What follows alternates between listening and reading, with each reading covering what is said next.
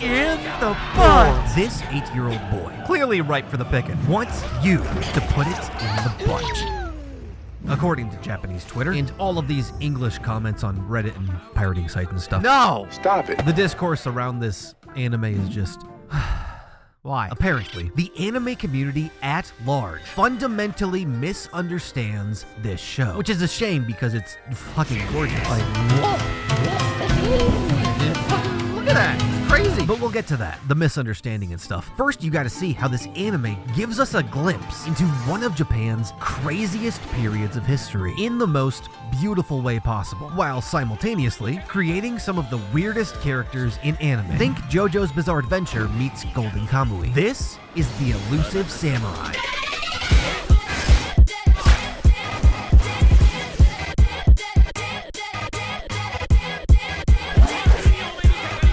Our story follows this kid, Takoyaki Hojo of the Hojo clan, whose clan symbol is the Triforce from Legend of Zelda. Yes, that is correct. Zelda's angelic relic is on the crest of a 13th century family of Japanese feudal warlords. Anyway, Takoyaki is preparing to take control of Japan.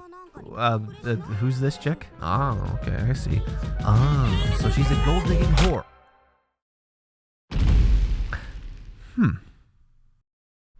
Well, that gives you a pretty good idea of the tonal whiplash of the show. You've got these 8-year-old kids goofing off, having fun, contrasted with some of the most heinous shit you will ever see, but also insane Sakuga action scenes and, whatever this is. Elusive Samurai doesn't take itself too seriously, and neither should you. Don't get me wrong, there are still plenty of really hype moments, but there is a clear separation between you and the show, and it wants to be seen as lighthearted entertainment. It is not Attack on Titan. I guess we should talk about the history stuff. Fine, we'll talk about it. We'll do them both at the same time. Kill two birds with one stone. Two shoguns, one seppuku. Two girls, one cup. This goober right here, Takoyaki Hojo's father, aka Big Daddy Hojo. He is the puppet king of China, Japan. In 1333, this deranged, demonic, monstrous asshole, Ashikaga Takeuchi, betrayed Big Daddy Hojo, murdered the entire city, and put this guy, Emperor Go-Daigo, in charge of Chicago. What the fuck? Japan. But Takoyaki escaped and was sheltered by this, according to the internet, crazy priest who raises Takoyaki to get revenge on the demon guy and take back Japan. Japan. At the same time, Demon Asshole Man plots to betray and overthrow the new shogun. He overthrows the guy that he himself just fought to put in charge and takes the country for himself. In real life, this guy wins and becomes one of Japan's 3 great villains. What the anime does is give Knockout Speedo Priest the ability to see into the future. So basically, these two are teaming up to rewrite history. Did I mention that the animation is an ungodly work of art? There are so many talented people working on this. The whole rewriting history, fighting against fate thing, it doesn't seem like people have really caught on to that yet, which is kind of weird. The general consensus is that the story will just faithfully follow history, which it already hasn't. I guess that's one way that people misunderstand the Elusive Samurai. But the real issue is this. You've got this kid, hasn't hit puberty. People see this and they say, wood. Which, you know, okay. Then on the other side, people are saying, ugh, this is so gross. Yorishige is so creepy. Just Japan realizing minor as per usual, brother. I'm sorry, sketch. But the truth is that Takoyaki is described and shown many times to be pure, innocent, and straightforward. There's even more examples in the manga. And Yorishige literally adopts the kid as his father. There is nothing sexual about any of it. Disappointing, I know.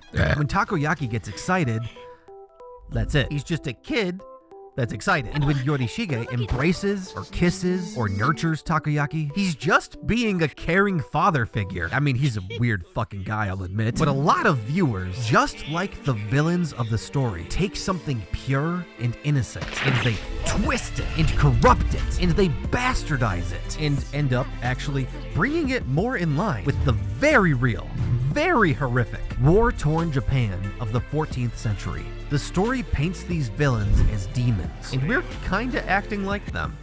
I mean, we're not, like, and pillaging people, but you know, you get it. Which, and this part is just a theory of mine, I think it's intentional by the author. These scenes are definitely open to being interpreted as sassy imposter Amogus. But the reality is that there's nothing creepy going on at all. It's up to the viewer whether or not they choose to distort these innocent moments. Also, there's no fan service where it very easily could be. Studio CloverWorks, let's just say they're definitely not opposed to it. So, checkmate, liberals. The Elusive Samurai's biggest flaw is that the main cast of kids they're kinda bland. Probably because they're 8. And seeing 8-year-olds wage war is kinda off-putting. Like, middle school gangsters, that's already pushing it. But 3rd graders waging war, you gotta draw the line somewhere, okay? There's also some CGI because Japanese animators are afraid of horses. But once you let go and accept its weirdness, the Elusive Samurai is so underrated that it should be, you should go to jail. No, that can't be right. Thank you to all the patrons.